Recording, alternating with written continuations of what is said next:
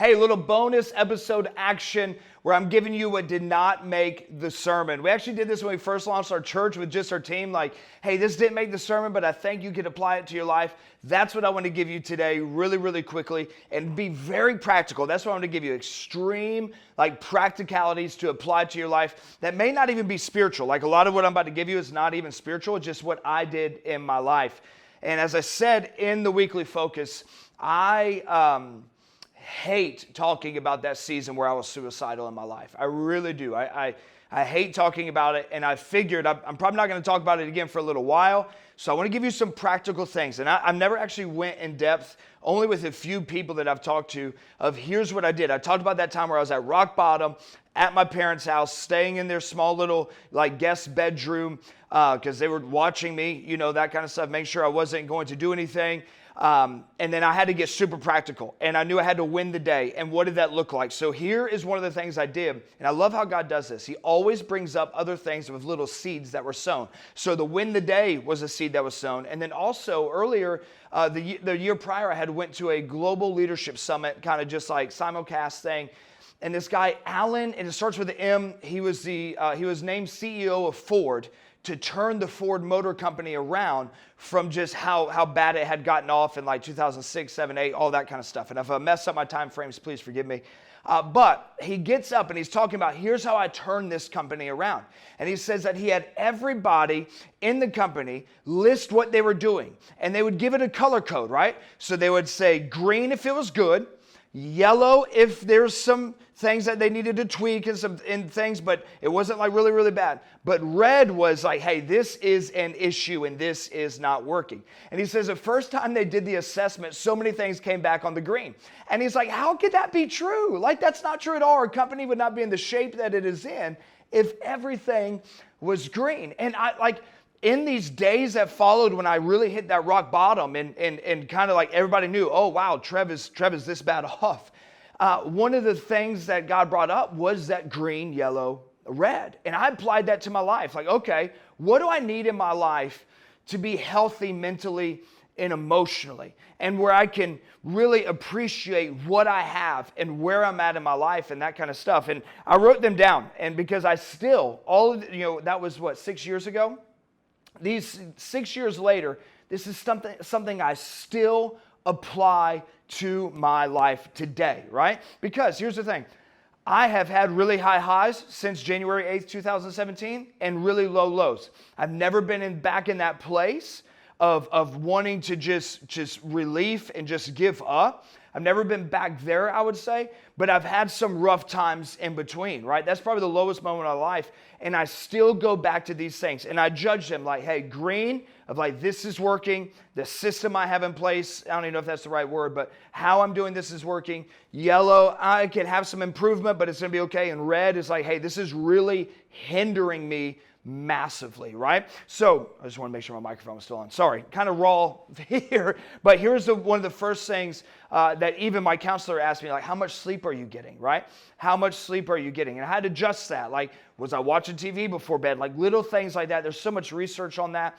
You can kind of run the ball with that, but I had to judge green, yellow, red. How much sleep am I getting? Where am I at with my family? Now, I said in the weekly focus how my family was there for me, so that was definitely one of the green ones, but I'll say this, I really wasn't present when I was home, so I needed to shift some of that, and that actually wouldn't happen for another almost 2 years after that. But friends, I had zero. I had zero friends. I had isolated myself so much that I had no community around me. People actually just annoyed me. And the crazy part was I was in ministry, right? Oh, that's great. But the people actually annoyed me. And then work, where am I at work? Well, my work at the time was in the green, but even though I was serving people and doing fulfillment, there was something missing massively. And I think it was because there were so many other things in the red that although that was in the green, all the other ones that were in the red kind of were pulling back from that. Finances. I've never made a whole bunch of money in my life, but I had to see where am I at my finances? And is it green, yellow, red? And a lot of times it's because of finances that we get trapped into patterns because we have to pay for the life that we have. And just as I said in the weekly focus, these are super practical things that I'm giving you in this kind of bonus episode, but I want you to know this. You have to ask Holy Spirit. If you're I don't know how to get out of this, ask Holy Spirit for wisdom, James 1:5, and then watch this. Seek wisdom from people who are successful in it. And now I want to add to it. If you lie to them and don't tell them really how bad it is or how bad off you are or actual bills that you have, their input really isn't going to mean that much because you weren't honest with them. But if you are honest and you're like, hey, here's where I'm at. This is what I have coming in.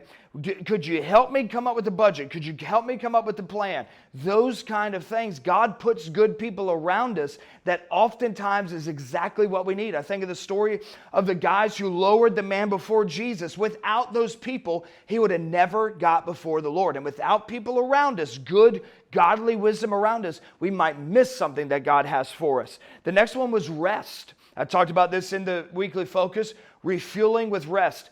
I wouldn't even really get that for about another almost 2 years as well of how important the Sabbath is. I know I'm kind of talking quick. I'm just giving you these for me of what worked.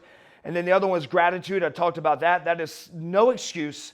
Everyone can give gratitude to God for something. And then the final one was serving. How am I serving other people? The greatest way to fulfillment and satisfaction is serving other people who can never give you anything back, right?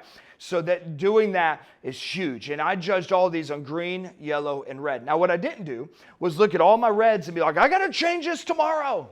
No, honestly, I kind of just picked one at a time, and I did exactly what this book says. I would win the day.